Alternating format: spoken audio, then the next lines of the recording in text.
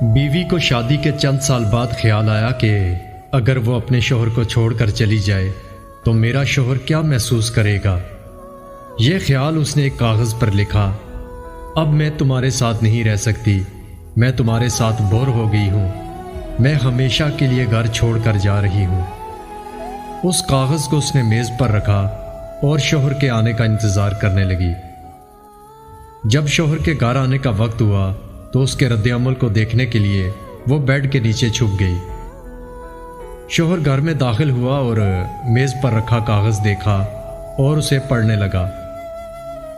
کچھ دیر خاموش رہنے کے بعد اس نے اسی کاغذ پر کچھ لکھا اور خوشی سے جھومنے لگا، گیت گنگناتے ہوئے کپڑے بدلنے لگا۔ پھر اس نے فون نکالا اور کسی کو کال کی اور کہنے لگا، آج میں آزاد ہو گیا ہوں۔ شاید میری بیوی کو سمجھ آ گئی کہ وہ میرے لائق ہی نہیں تھی۔ آج وہ ہمیشہ کے لیے گھر سے چلی گئی ہے، اس لیے اب میں آزاد ہوں اور تم سے ملنے آ رہا ہوں۔ کپڑے بدل کر تم بھی میرے گھر کے سامنے والے پارک میں آ جاؤ۔ شوہر یہ کہہ کر باہر نکل گیا۔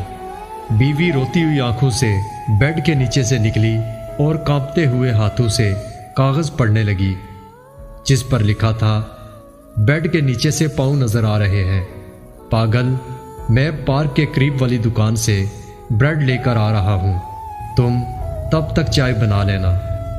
میری زندگی میں خوشیاں تیرے آنے سے ہیں، آدھی تمہیں ستانے میں ہیں اور آدھی تمہیں منانے میں ہیں۔